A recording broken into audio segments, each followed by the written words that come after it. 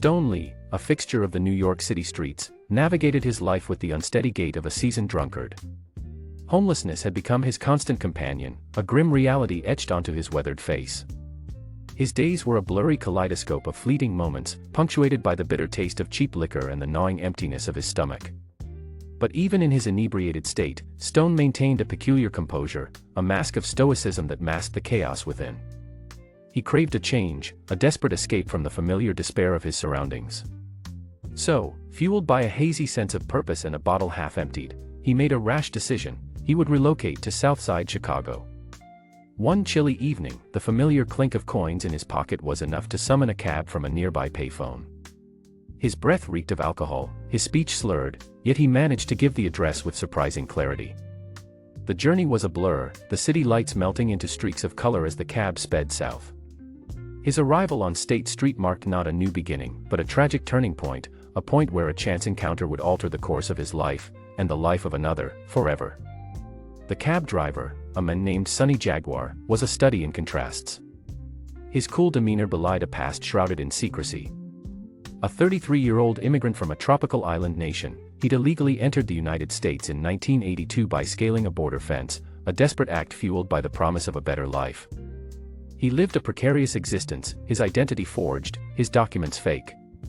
The encounter with Stone Lee, a seemingly insignificant event, became an opportunity to solidify his precarious position.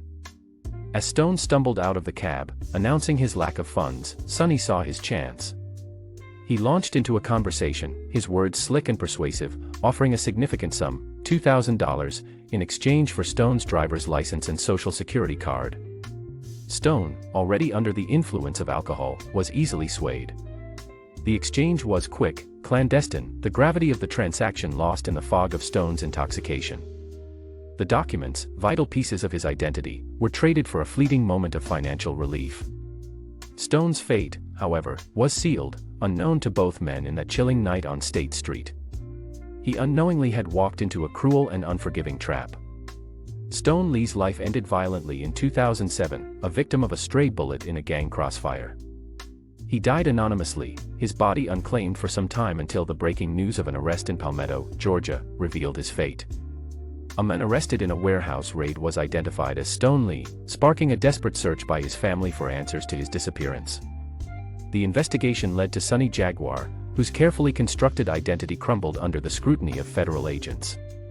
The $2,000 he had offered Stone was a paltry sum compared to the hefty price Sonny was now forced to pay.